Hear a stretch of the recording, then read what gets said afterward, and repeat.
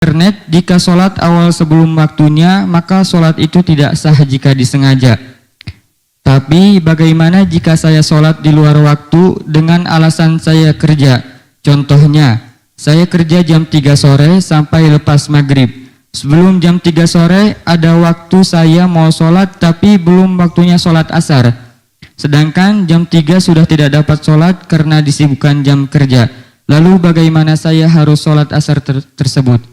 Mohon pencerahannya Buya. Wassalamualaikum warahmatullahi wabarakatuh. Wassalamualaikum warahmatullahi wabarakatuh. Sholat sebelum waktunya tidak sah, disepakati. Enggak ada takdim mendahulukan sholat sebelum waktunya. Ada jamak takdim sholat pada waktunya. Zuhur, asar dilakukan di waktu zuhur. Dengan ketentuannya tentunya.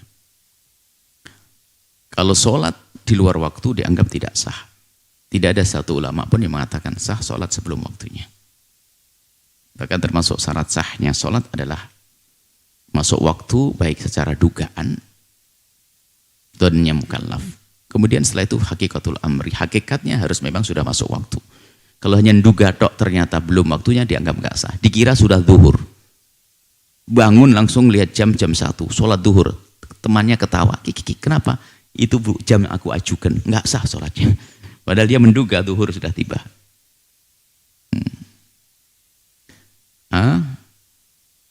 Atau dia menduga zuhur belum tiba, sholat. Biarpun di waktu zuhur nggak sah. Jamnya masih jam 11, dia tahu jam 11. Lalu sholat aja. Sholat apa? Sholat zuhur. Padahal sudah jam 2. Tapi dia tidak menduga sholat waktu masuk sholat, tidak dianggap sah. Maksudnya apa? Sholat sebelum waktunya tidak sah. Kemudian kalau permasalahannya kerja ini, sebetulnya nggak susah. Karena apa? Jam kerja itu kita bisa mengajukan dan memundurkannya. Tapi berputarnya matahari kita tidak bisa mengaturnya. Ya jam kerjanya diatur dong. Tapi kerjaannya nggak mau orangnya. Ya jangan bekerja di tempat tersebut. Saya terlanjur nih berikatan kerja dengan di negeri yang tidak beriman, nggak boleh kita melakukan sholat dan sebagainya. Oleh. Sampai gitu pernah suatu kita pertanyaan di negeri non muslim di sana, kalau kita sholat nggak bisa, nggak ada tempat dan dihukumi. Ya gimana sholatnya? Apakah boleh saya sholat di toilet? Iya. Wajib melakukan sholat biarpun di toilet. Tentunya kesucian tetap terjaga. Cuman sampai kapan kamu harus sholat di toilet, bukan di musola? Akan tapi harus biasa sholat di toilet. Ambil plastik yang sekiranya aman, bersih, kemudian sholat di toilet. Karena sholat tidak bisa kita tinggalkan. Seorang muslim mukmin. Itu bagi kisah orang yang terlanjur ada ikatan kerja di tempat yang tidak bisa melakukan sholat. Sebab izin ke toilet kan tidak dilarang kan? Ya sih izin ke toilet sambil sholat. Karena apa? Memang sholat wajib, sholat fardu. Bukan sholat sunnah. Jadi tinggal mengatur waktunya. Mengatur waktunya. Jadi zuhur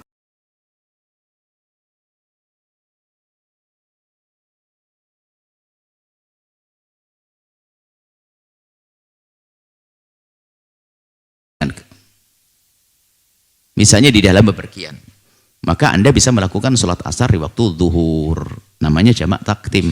Tapi kalau sholat asar Anda lakukan di waktu zuhur tidak sah. Anda mengatur, Anda minta izin dong, minta izin 5 menit, nggak sampai 3 menit sholat.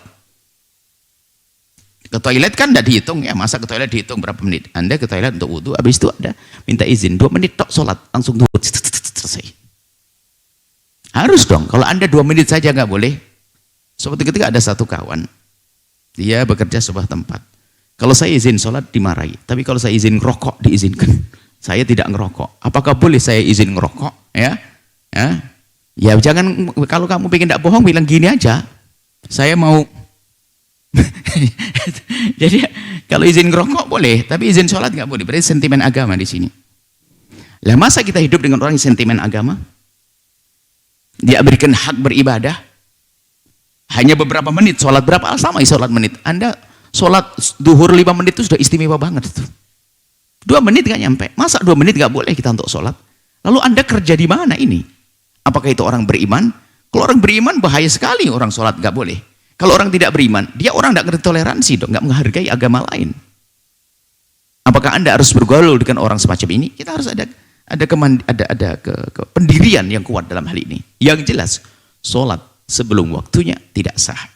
Kecuali nanti adalah sholat menjamak karena satu hal. Jamak karena hujan. Hujan deras, kita waktu sholat duhur hujan deras, kalau nanti pulang ke rumah asarnya nggak bisa balik lagi. Dengan syarat tentunya, sholat karena hujan misalnya. Sholat karena bepergian, jamak takdim. Anda melakukan sholat asar waktu duhur. Atau mungkin pekerjaan Anda tidak mungkin Anda lepas karena satu hal.